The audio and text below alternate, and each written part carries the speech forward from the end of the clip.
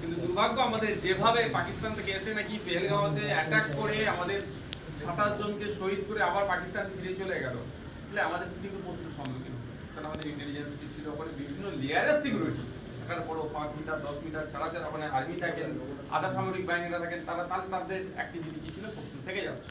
তারপরেও বলবো এইটা আমাদের কাছে একটা বড় চ্যালেঞ্জ, এই সন্ত্রাসবাদকে নির্মূল করতে হবে। এই চ্যালেঞ্জ ভারতবর্ষের কাছে, এখানে রাজনৈতিক দল মত কে কি তার থেকে বড় কথা আমাদের সকলকে ঐক্যবদ্ধ হয়ে সন্ত্রাসবাদকে সমূলে নির্মূল করতে হবে। সেই জন্য ভারত সরকারেরকে চূড়ান্ত পদক্ষেপ নেওয়া দরকার। যে পদক্ষেপই দেবে সন্ত্রাসবাদের বিরুদ্ধে, আমরা একজন আঞ্চলিক ছোট দল হলেও সেটা আমরা তার পাশে থাকি। বড়বাজারে আগুনে 14 জনের মৃত্যু হয়েছে, শুরু হয়েছে রাজনৈতিক চর্চা। দেখুন, রাজনৈতিক চর্চা হবে, থাকবে, এখন আবার রাজনৈতিকভাবে প্রশ্ন বেশি করে করতে হবে। দেখুন 2022 সাল থেকে তার ফায়ারের বা বিভিন্ন যে লাইসেন্স হওয়া দরকার সেগুলো রিনিউয়াল করেনি, বা হয়তো করার সে প্রভিশন ছিল না। সেখানে কি করছিল, খোঁজ নিয়ে দেখুন হয়তো কিছু কিছু টাকা দিয়ে দিত আর তুই চালিয়ে নে না, এরকম। এখন দুর্ঘটনা ঘটে গিয়েছে, তড়িঘড়ি মালিকদের ঘরে অ্যারেস্ট করছে, কিন্তু এটা তো জবাব দিতে হবে কাকে? কারা পৌরসভাকে কর্পোরেশনকে কারা পরিচালনা করছে, তাদের দায়িত্বটা কি? এইগুলোর জন্যই তো মানুষ ভোট দেয়। মানুষের তো যদিও ভোট নেয়নি, ভোট তো হয়েছে সবই ছাপ্পা মেরে হয়েছে, সিসিটিভি ক্যামেরাতে কাগজ চাপা দিয়ে ভোট করিয়েছে। তারপরেও এখন সার্টিফিকেট তো এদের হাতে আছে। কলকাতার কর্পোরেশনের যিনি মেয়র, তিনি কি করছেন? তাকে তো উত্তর দিতে হবে।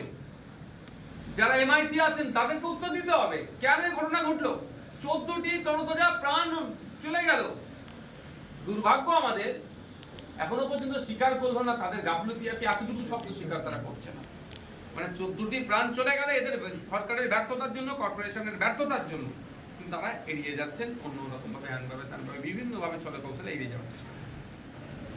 মানুষ দেখুক কারা রাজ্য চালাচ্ছে, কারা কর্পোরেশন চালাচ্ছে। এদের হাতে যদি হয়, কোনোদিন দেখবেন এই রাজ্য যেভাবে কর্পোরেশনের 14 জন পুড়ে মরেছে, সারা রাজ্যের মানুষকে এমনি তো গায়ে আগুন না লাগালেও যেভাবে করছে মানুষকে এমনি জলাঞ্জলিদের দিকে ঠেলে দিচ্ছে। একটা জিনিস একটু বলুন, সেটা হচ্ছে যে ধর্মের ভিত্তিতে যে ভোটের মানে একটা চেষ্টা চলছে, এটা কি ওয়েস্ট বেঙ্গলে সাফল্য পাবে, কি মনে হয় আপনার?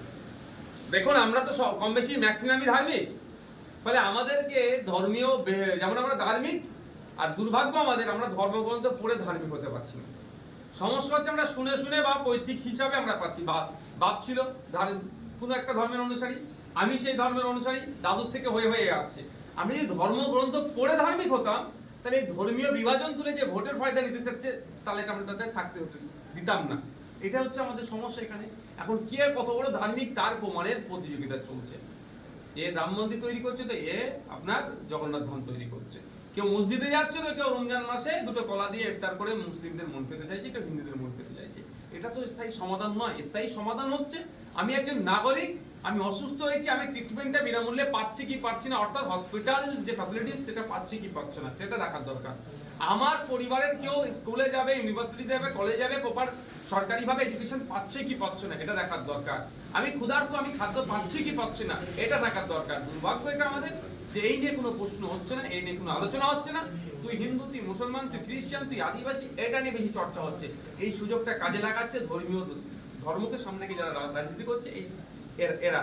ফলে কি হচ্ছে, হিন্দু খাতরে মে হায় বললো, মুসলমান খাতরে মে হায় বলেও ক্ষমতায় আসলেও না মুসলমানের লাভ হচ্ছে না হিন্দুর লাভ হচ্ছে। লাভ হচ্ছে কারো ভাইপোর লাভ হচ্ছে, তো কারো ছেলের লাভ হচ্ছে, রাজনৈতিক কারবারি।